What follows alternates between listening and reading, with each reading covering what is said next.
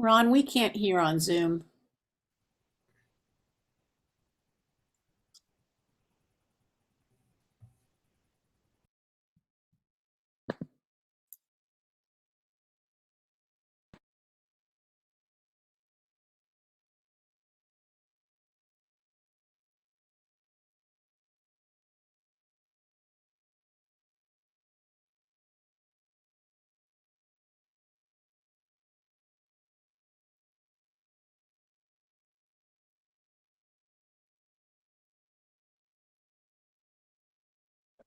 Three.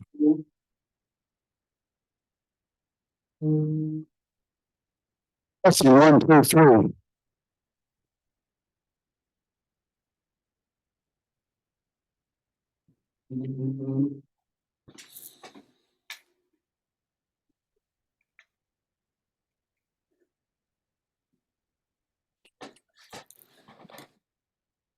Till I'm a short little shrimp here. Good afternoon, everyone, and happy holidays to all of you. Today's reflection is a little different than what we often have, and we're going to be watching the screen, and we will see the words projected at the bottom of the screen as well.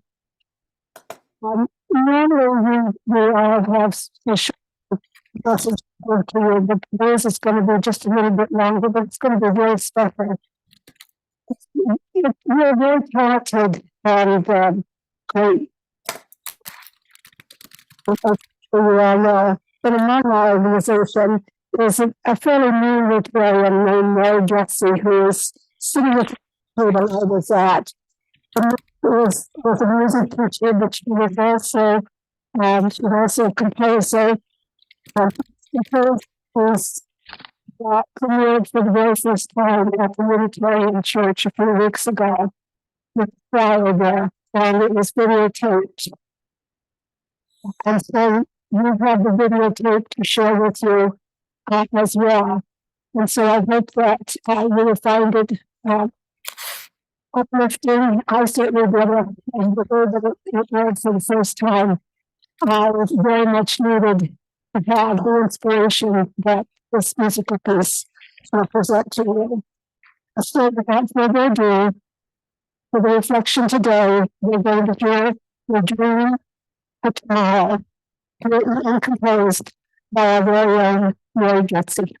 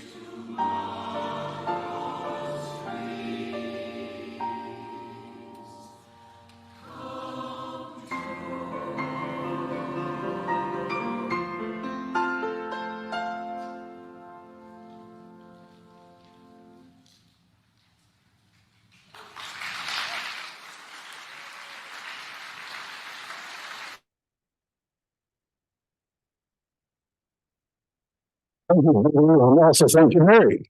Outstanding. We have some guests today, and Liz Fowler will introduce our guests.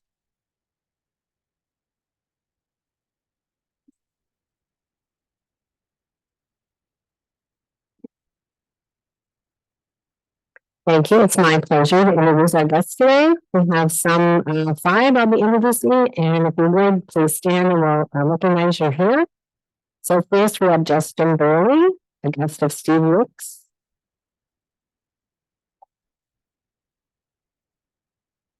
Next, there's Etienne Barnard, a guest of James Wolfe. Then there's Katie Lorenzen, a guest of Stacy Bruce. Further, we have Cassandra Husky, is also a member of the Bloomington Sunrise Rotary Club.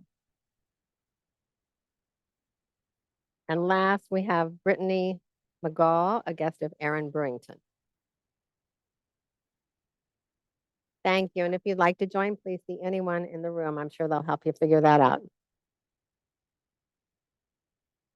Thanks, Liz. Joy, do you have guests online?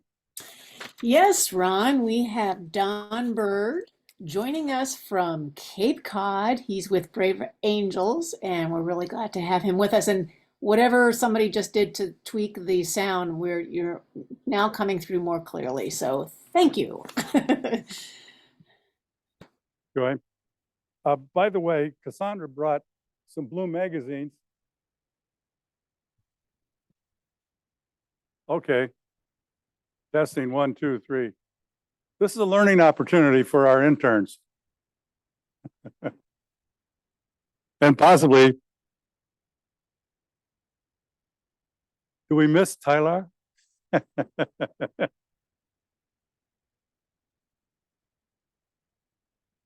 Testing 1, 2, 3. I could tell jokes, but yeah,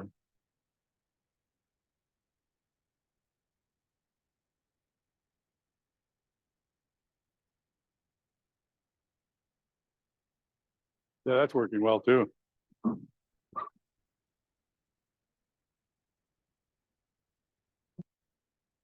One, two, yeah, I'll just spelled it out. Thanks to Cassandra. There are extra Bloom magazines back on the table. Help yourself as you're leaving. We appreciate you bringing them, Cassandra. We do have some birthdays to celebrate. Phil Emerson on January 1st. Tom Boone, December 30th. Amy Osajima, December 25th.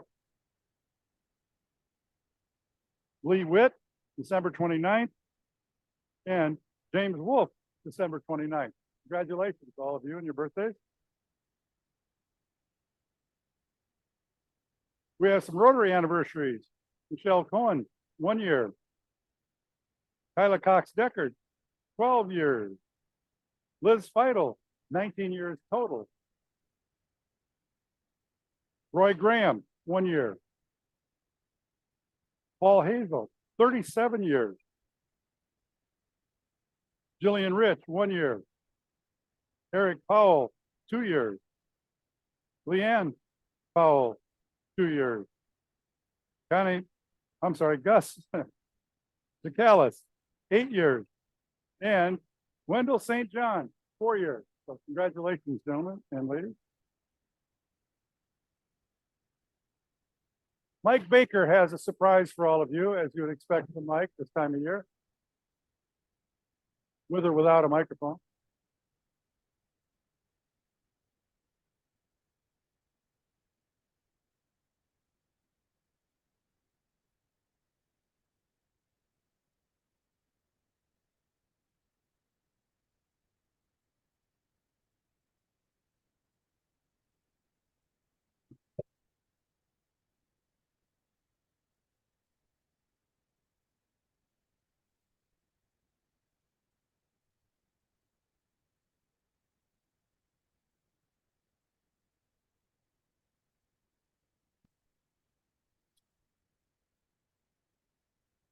Testing.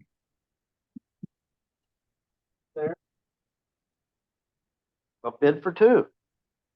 Oh, now we hear you. Good.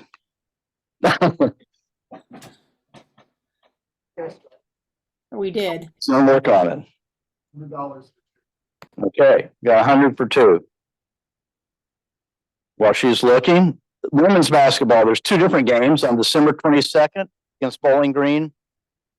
It's a 6 p.m. game. And on December 31st against Illinois, it's a noon game. Same tickets, row 12, seats 1 through 4, right behind the bench. So if anybody looks for some women's game, make your bid. And again, there's 4 tickets, and the men's game comes with a parking pass, and the women's game might come with a parking pass. Once I figure out how to transfer it. So any bids on any of those?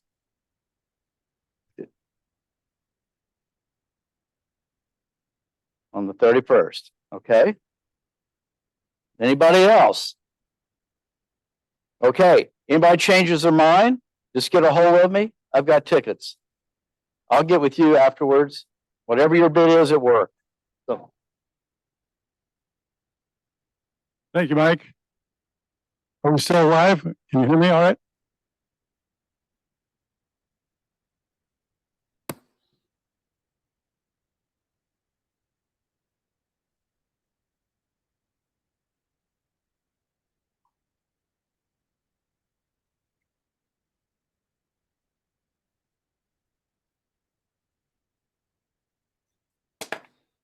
Wait till we get the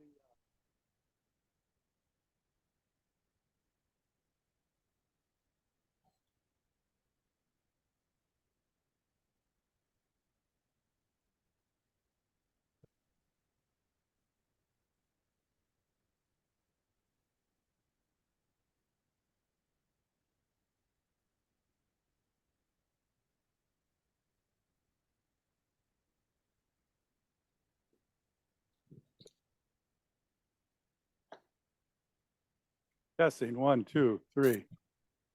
We hear you. Testing 1, 2, 3. We're still not getting it in the auditorium. Testing 1, 2, 3.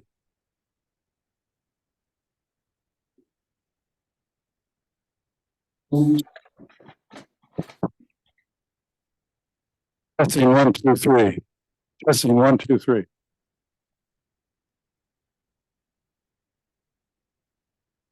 Testing 1, 2, 3.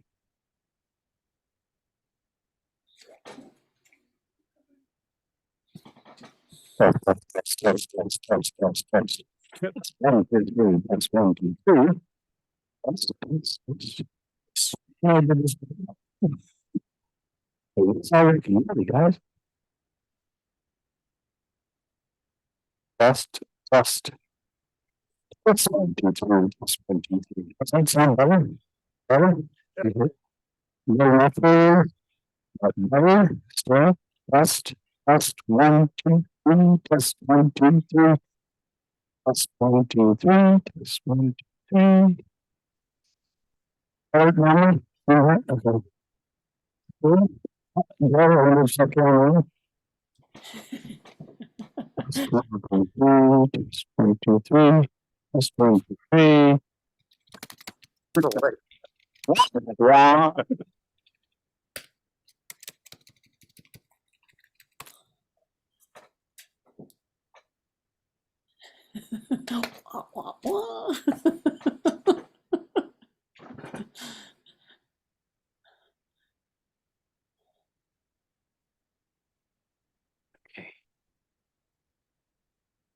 Okay, testing 1, 2, 3. Testing 1, 2, 3. How does it sound online, Joey? Sounds good online. Okay, good. That's great. So I've been able to turn. If we could turn the volume up in the room now, that'd be great. Testing 1, 2, 3. 1, 2, 3. Testing 1, 2, 3. Testing. Any? Yeah, but we don't hear it in the room, so we're just testing in the room right now. Sorry about that, everybody online. Okay, testing 1, 2, 3. I'm going to keep on saying testing many times over until we've got sound in the room. We've got sound in the room. Okay, good. And what is it like online? Can you hear us? Is it distorted? No, it's perfect. Thank Okay. you. Okay, sounds good. Thank you very much, technical experts. And Glenda Murray will introduce our speaker today. You're in for a treat.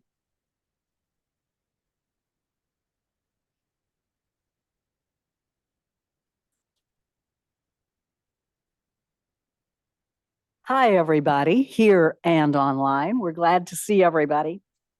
I'm Glenda Murray, and I've known Josh Perry a long time, and it's exciting to get to introduce him today.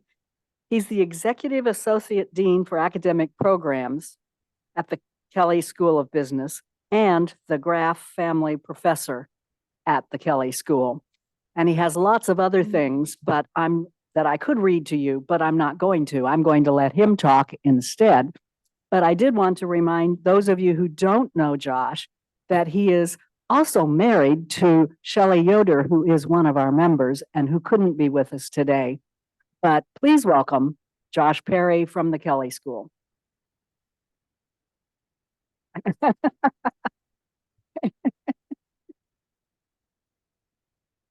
One more little tech thing, and then we'll.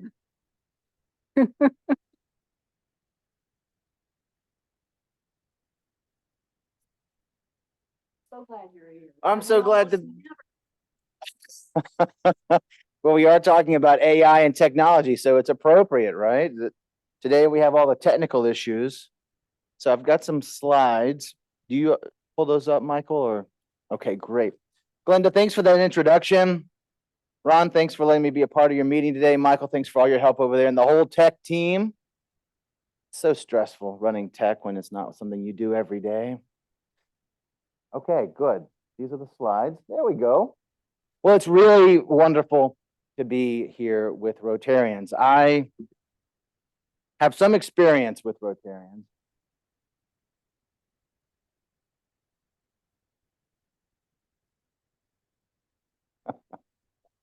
It's going to just be one of those days.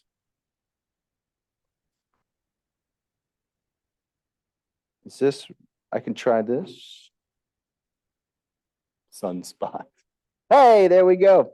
So this is me on the far left with the scarf. Back in 2007, I was a member of a GSE team from Nashville, Tennessee. I'm from Tennessee, and I was living in Middle Tennessee. They sent us over to the northeast side of England, from about Sheffield all the way up to Edinburgh, Scotland. I got to spend 30 days with Rotarians, living in their homes, going to their meetings, and the meetings over in England, as you might imagine, often take place at pubs, and so they're very festive, and this is festive as well, but it's a different level of festivities. Anyway, I just fell in love and appreciate so much the warmth and the kindness, the leadership that each one of you demonstrates in this community in so many ways. All the fundraising and all the good efforts and good work. So thank you on behalf of the community, as a community member who's a beneficiary of the good work that you all are doing. Thank you. Thank you. Thank you. And thanks for the opportunity to be here today. So as I mentioned on the first slide, the title slide, this is about artificial intelligence and the future of medical ethics. I think the future is now. So it's about the present, maybe, with medical ethics. And I subtitled it Preliminary Questions and Concerns. I think if you're like me, you've got a lot of questions, more questions than answers, and you've got some concerns. Does anybody have concerns? Show of hands. This is going to be a little bit interactive, okay? For those of you online, just about every hand went up. So I have some concerns. So here's the thought for today. We're going to talk a little bit about the way in which AI is currently, artificial intelligence is currently emerging. I'm going to come at this from the healthcare context, because that's really how, so I'm at the Kelley School now, as Glenda mentioned. But before I was at the business school here at IU, I was almost 5 years on the faculty at Vanderbilt University Medical School. And there I worked on medical ethics. And so that's really my background. I got to know Glenda back when the Poynter Center for Ethics was still in existence. Those were good days. But ethics has been the bulk of my research and my writing and what I've worried about and thought about. And that's sort of how we're going to approach this, is through this ethical lens. The first thing I want to pull up here is ChatGPT. Show of hands, if you use Chat GPT in your personal life, just in your personal, for whatever reasons. Okay, I see if you're online, there's maybe about 6 or 7 hands up. What about your professional life? On the job in some way? Okay, maybe just a handful more, maybe about 10 hands in the room. Does that mean, raise your hand if you don't use Chat GPT? You've never used it. Okay, if you're online, that's the vast majority. That's probably 75% of the room does not use artificial intelligence. This is what everybody's talking about, though, right? You've heard about this. Everybody's talking about it. Every conference I go to, people are talking about this. And when I saw Liz and Glenda at Mini University back in the summer, and they extended this warm invitation, I thought, what am I going to talk about in December? And every conference I go to, every conversation, everything I read, everything it's all about AI, Chat GPT, artificial intelligence. And so I thought, well, this is what we're going to talk about today. And in the context of healthcare and physicians, there was a survey that came out just last week, just right after Thanksgiving. And what this survey revealed is that when it comes to doctors, a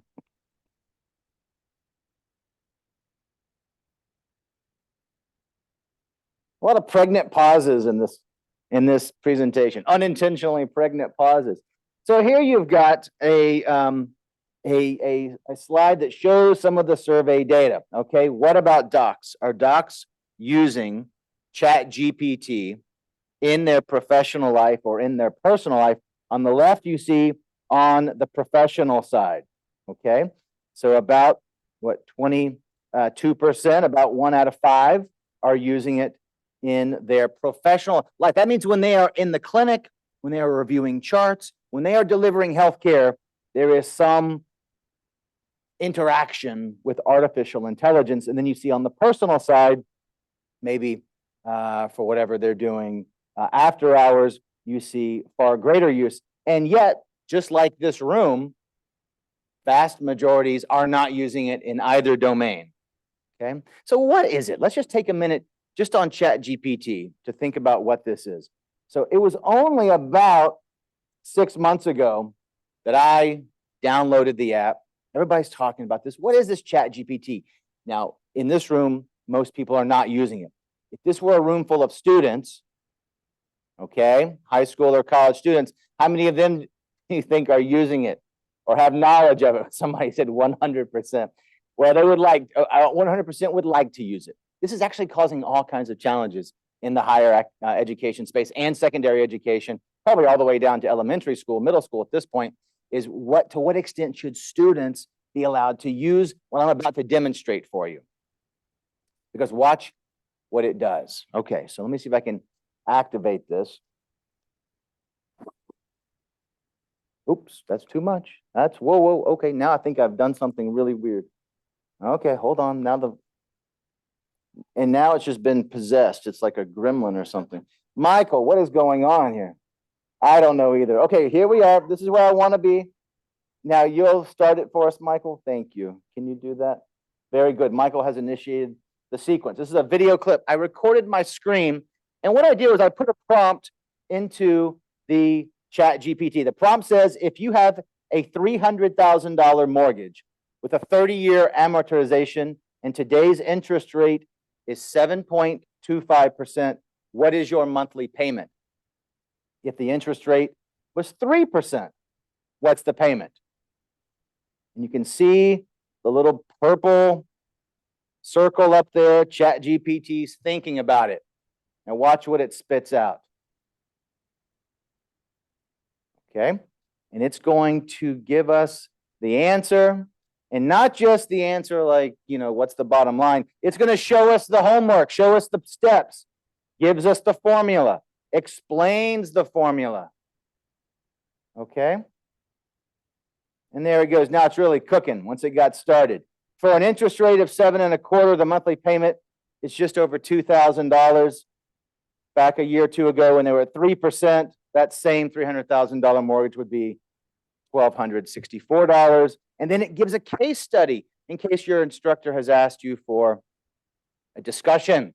describe the issue, describe the implications. Incredibly powerful. It just about has the answer to every question you can possibly dream of.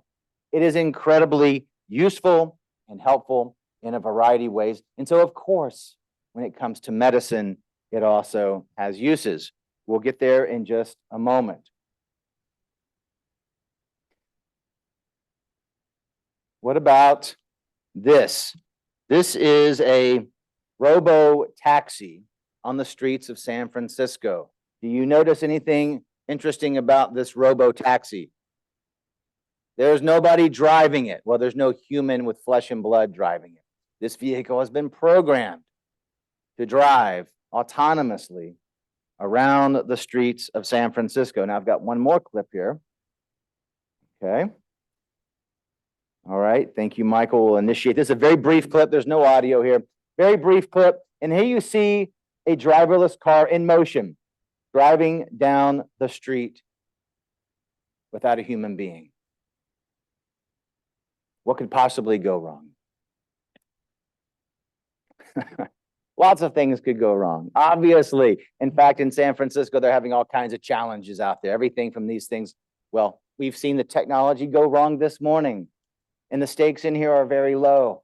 Imagine if the stakes are people driving around on busy streets with pedestrians and bicyclists and important and urgent emergency vehicles that need to get somewhere. That's been one of the early frustrations here. Not so many crashes, people getting hit, which is what everybody was worried about initially. There have been some close calls and I think some incidents where people have been hit, but that's actually been less frequent than these things just conking out, just the technology glitching and causing traffic jams and preventing fire engines and police officers from getting to where they need to go to help people where seconds actually count. All kinds of challenges here, obviously. So when it comes to medicine, which is really the focus of where I want us to be this morning, and it's really the focus of what most of my prior experience back at Vanderbilt and my research has been. Well, Michael, is it possible for you just to advance it? Thank you. The question has to be asked, are the challenges, are the questions, are the potential problems different when it comes to medicine? So this is just one of the many articles that I've written over the years. Since I've been at IU, at the business school for the last 15 years, I've really explored and spent a lot of time asking questions. Is it different when we're in the healthcare space? As many of you know in this room, medicine in this country, healthcare in this country is big business. It is commodified.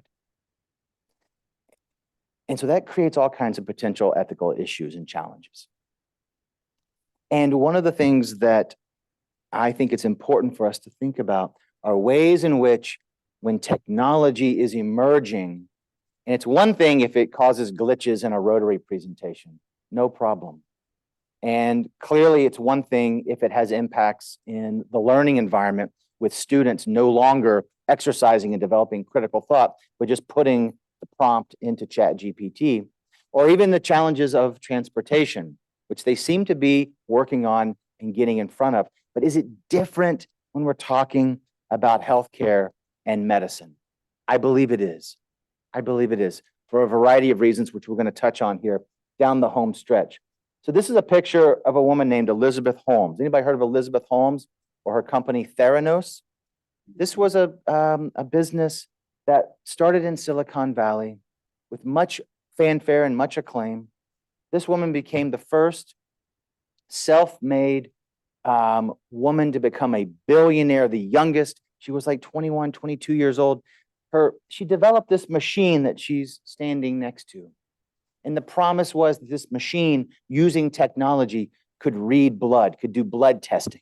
And all you would have to do is just prick your finger, take a drop of blood, put it in that black box, and it would spit out all manner of diagnoses, from cancer diagnosis to blood pressure and cholesterol and everything about you. The claims were tremendously bold, and it garnered all of this investment, billions of dollars, a ton of money from incredibly well-connected and well-funded investors.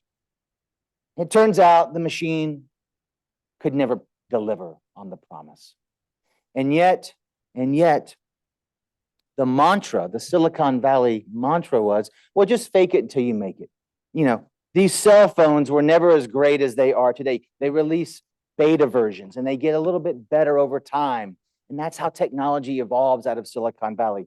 And so Elizabeth Holmes and this team at Theranos said, we'll approach healthcare the same way. We'll just kind of fake it until we can make it. It'll get better over time. And in fact, it never did get better. And not only did a lot of people lose money, and she's now in jail, having been convicted of fraud, but individuals who trusted this machine to give them accurate healthcare information from a drop of blood were duped, were lied to. And it had real implications and real consequences for their lives. And so when we talk about AI and technology in the healthcare space, we're talking about impacts on individuals. We're talking about trust, which is something that we saw radically eroded during the public health crisis around COVID, the pandemic. And we see that there is an interactive Q&A component. It's coming up in just a minute. Just hold the thought. So in the healthcare space, you know, I showed you that a minute ago with the docs. Are the docs using Yeah, chat? everything's fine. Everything's fine. I'll call you in about half an hour. Bye. Glenda, you didn't tell me it would be this much fun. I mean, I knew it would be fun, especially the holiday meeting. I mean, okay, so back to back to the use of these emerging technologies in the healthcare space. We already know from the survey that was just released last week that some docs, about 1 in 5, are using this, but most are not. What about advantages? Do docs see the potential? And this is interesting. So 2/3 of docs, okay, see a definite or some advantage. So in case there was any question, this is coming down the pipe. This is not, the train has left the station. Okay, there are a few outliers here that are skeptical, but the vast majority see the potential for positive use. But here's the other challenge here. Okay. Docs aren't sure if it's good or bad that it's going to be used. Okay, so you've got about 30% who are more excited than concerned. The majority, 41%, are about split, equally concerned and excited. And then you've got a similar number to those who are more excited than concerned, 29% more concerned. So just a real difference of opinion. I'm curious in this room, are folks more excited or more concerned? Let's see, raise your hand if you are more excited than concerned. Enthusiasm. Okay, if you're online Zoom, we've got about 7 or 8 people, 9 people. Enthusiasm. What about folks like the majority of docs who are sort of equally concerned and excited? I mean, it's exciting, but I don't know about this. And then what about folks who are just more concerned? And a lot of, see, look around the room. If you're on Zoom, it was really close to what we saw with the docs. About 1/3 on both extremes, and then folks in the middle.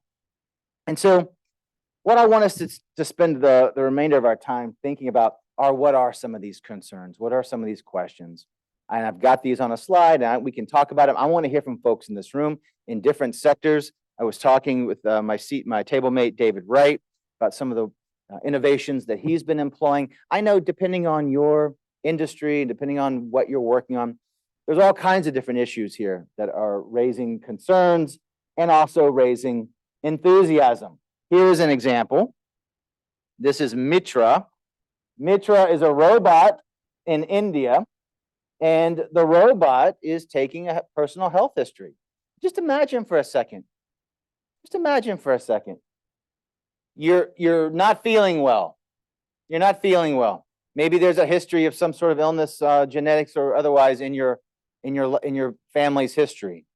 You're concerned, maybe you have that. Maybe this is something very, very serious. And imagine the experience with the good old-fashioned flesh and blood physician, assuming that there's time for you to actually have that interaction and that conversation, which is a whole nother issue about the ways in which our time with docs, the one-on-one relationships have been compromised over the last several decades.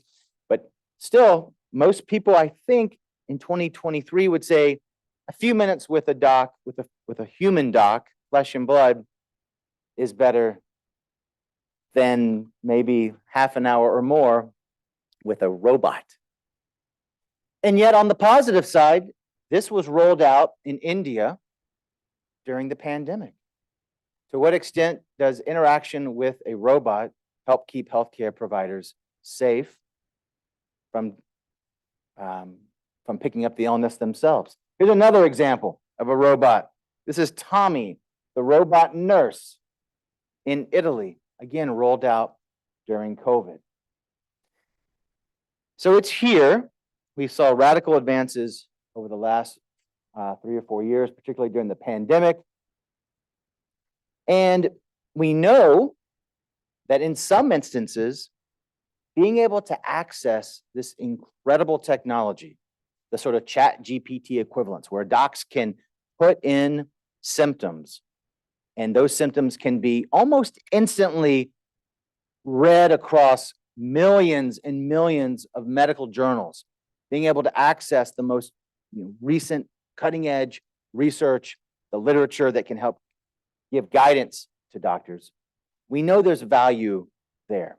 We know, in fact, that in the diagnosis of skin cancers, they have already concluded that the ability to recognize a cancerous mole from a non-cancerous mole is better with the artificial intelligence. The robots get it right more often than the human eye gets it. And they don't have to sleep. They don't have to take bathroom breaks. They don't get depressed. They don't have family issues in the background that might be complicating their judgment. They don't have all the variety of challenges that humans have just by virtue of being humans. And so we know that there are potential benefits, but what about concerns? Okay, so I want you to be thinking, what concerns do you have, both in the healthcare space, which impacts all of us, but also in your own industry, in your own professional life?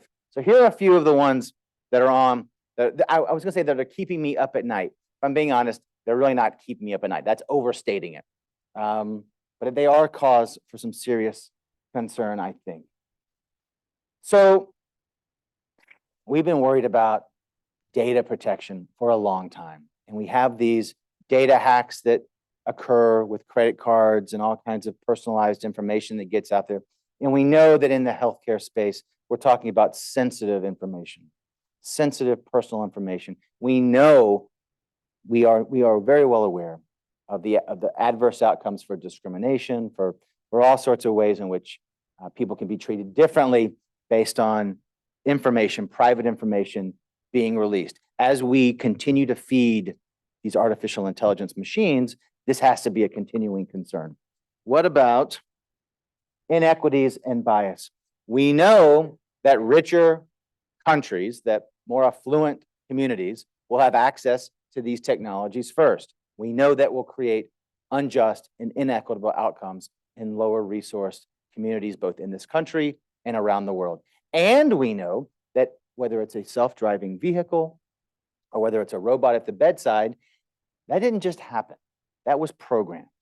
And so we know from all sorts of other research that the ways in which we are individually biased and individually have our own blind spots, that inevitably gets programmed in when these machines are being told what to do. Liability and responsibility. So I started my life before academics as a lawyer. Who gets sued? Who do you sue when the robot nurse makes a mistake at the bedside? How do we make sense of driverless cars that create these sorts of traffic jams that prevent people from getting the help they need? Who gets sued? We live in a very litigious country. People want accountability. They want people to pay when bad things happen to them. The law can't keep up. This is the age-old story with technology. My wife's a legislator. It will take years for the Indiana state legislature to figure out where this is going and to stay, and they'll never be able to stay in front of it. And that goes for every state in the country and in the federal Congress for sure. A couple of more of these. Informed consent and transparency. So in the medical ethics realm, the way in which a physician gets to treat you, whether it's a surgical procedure or it's a physical examination and touch your body, is because you give them permission. That's the legal and ethical requirement for engagement with a healthcare provider. Who do we give consent to here? And transparency? I mean, how are docs getting this information? How are robots figuring this out? They call this the black box. They call this a black box because it's not even always clear how these artificial intelligence, the robots and the software are getting to the answer they're getting. We saw on the mortgage question, AI showed the homework. They showed the formula. That's not always the case. And so where is this information coming from is a major problem. I already mentioned the challenges of the doctor-patient relationship. What happens? That's a sacred, supposed to be a sacred experience, that you're engaging with somebody, you're telling them about your practices, how much alcohol you drink, all kinds of things that you do, and so that they can give you the best guidance about how to take care of yourself. How does that change when it's a robot or when it's technology? My last two comments. Again, when it comes to medical ethics and when it comes to the law, you get to make this decision. And so the question becomes, if the science tells us that the robots are better at figuring out the skin cancer than the human doctor is, how are you going to argue with that? As it stands now, you can argue with your doctor. You can say, look, doc, that's not my values. I don't want to do that. I don't want to have the chemotherapy. I want to have an alternative treatment. Imagine the pressure when there is some scientific robot who's been able to look at 10,000 studies and all the journal articles and make the argument. The pressure to then stand up for your values, for how you want to see your healthcare proceed. Those dynamics will change radically. And the last one, and this again across all industries, what happens to workers? What happens to nurses? What happens to techs? What happens to people that read those skin cancer biopsies and those radiology x-rays? In some ways, I think there's a possibility, there's a good story here. We know there's a nursing shortage. We know that. So to the extent we can have robot nurses, that might be a good thing. But at what number and at what cost across the profession? And this is the same question that's facing every industry. We saw the driverless taxis. Taxi cab drivers have been dealt a tough blow, first by Uber and Lyft, and now by these driverless taxis. That's an enormous number of individuals who no longer have access to income to support their families. And we're going to see that with the 18-wheelers, the long-haul nationwide cross-country trucks. That's an enormous, the projections there are terrifying. How much of the economy, once it's automated with driverless semi-trucks, will evaporate. So those are some of the concerns, some of the opportunities, I think, and with whatever time we have left, maybe a question or two. Okay, great. Thank you for your attention. Please. Testing. Yes, it's working. Yes, and like in the case of Tommy, the robot nurse, independent of programming improvements, is Tommy learning? Is Tommy a better nurse 6 months today than Tommy was 6 months ago? So that's the promise of the artificial intelligence, is that the machines learn, the machines actually get better, and they get to know the patients. And they don't forget the way that nurses might forget, because nurses are human. They don't forget, which is good and bad, because what happens to that information going forward after the patient gets better? It's a great point. Thank you.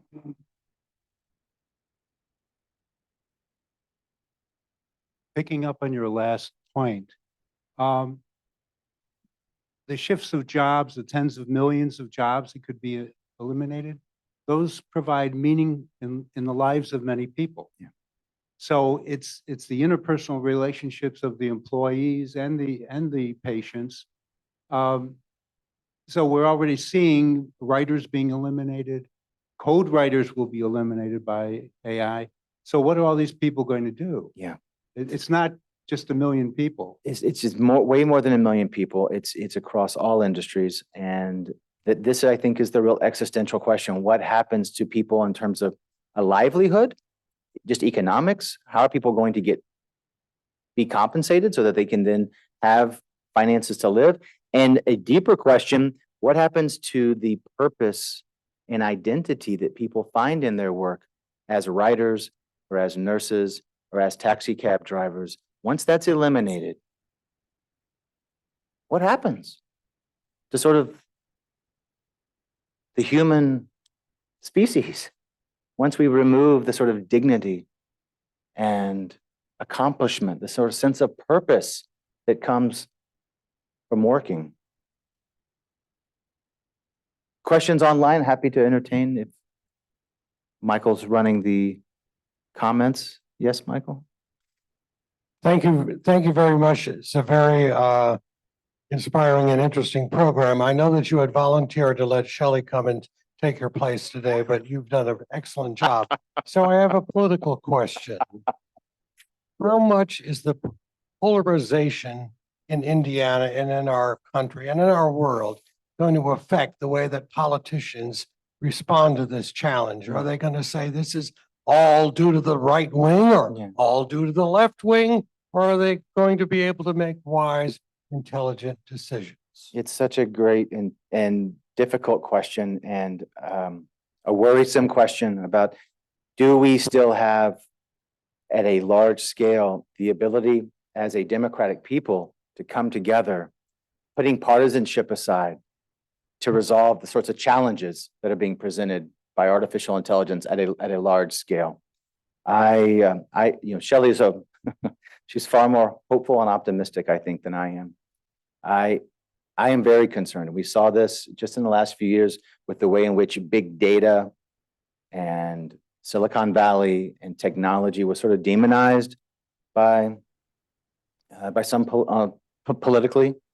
I don't find that terribly helpful. I think more than ever, these are existential questions. These are questions about how are we going to continue to live. These are side by side with the environmental crisis facing this planet. And we'll have to get beyond partisanship. Thanks for the question. I wish Shelley were here to really give a good answer. I have a question. Can I ask a question? Charlotte has a question online. Yes, I have a question. Can I ask it? Go ahead, Charlotte. Okay. Yes. Forgive the hatch, but anyway, when my husband was dying, I never knew what was wrong with him, and or what the prospectus would be where we were going with this. But the doctors just did not diagnose him, and they certainly didn't communicate any thoughts they had to me in any way. So that in the last 3 days before he died, I talked to his neurologist, and she said, "How's Paul doing?" I said, "Not well at all." She said, "What?" I said, "Do you think it may be Lewy bodies?" She said, "What? That's impossible. That can't be true." But she had no idea. She was the neurologist. And then his own personal physician came to see him the day before he died, and he was comatose, and I was wheeling him around. He said, "Well, how's Paul? I thought he'd be up and walking by now." And I said, "Well, he's not up and walking. In fact, he's dying." And it was so inadequate and so wrong and so actually lacking in curiosity on their part. What's wrong with this person? Couldn't we at least tell his wife what's really going on? I had to guess and pick up little hints here and there. So we have not only bad communication, we have bad knowledge in our or maybe lack of commitment in our providers at this point. And so this, it seems to me, this is just another point where things can go wrong. Thank you, Charlotte. I think that's a great place to end. I'm reminded of an article, some work I did with Dr. Rob Stone. Many of you know the emergency care physician leader in hospice. But Dr. Stone and I looked at the way in which even hospice has been commodified in this country. Sort of the making money off the death of people. Charlotte, thanks for sharing the story about Paul, and it highlights how critical it is that we get this right.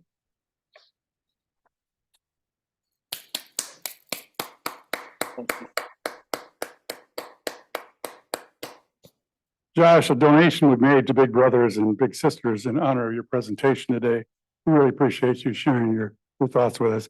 And obviously, it takes a lot of people to make this work, even when our technology doesn't work. But our greeter, Art Omick, was our greeter. Introductions by Liz Feidel, our Zoom host, Joy Harder, Judy Witt, and I guess I include Mary as part of the reflection. Greer Carson, who's online, is our reporter, and Alon Barker is our camera operator today, and Michael Shermas is our technical advisor. So Michael, thank you. Our next meeting will be January 9th here in the Frangipani Room, and we'll hear from Bill Bennett, who's going to talk about his journey to Antarctica. So if it feels like Antarctica when you go out today, you'll reflect on Bill's presentation. If you'll put up the four-way test, we'll stand and say the four-way test together.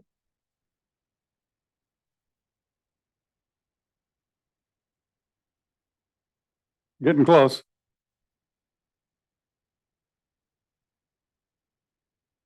It's on the table. So the four-way tests are the things we think, say, or do. First, second, veritable. Third, will build goodwill and better friendship. Fourth, will build good. And fifth, Fifth. the fun. Is it Joyous fun? and safe holiday.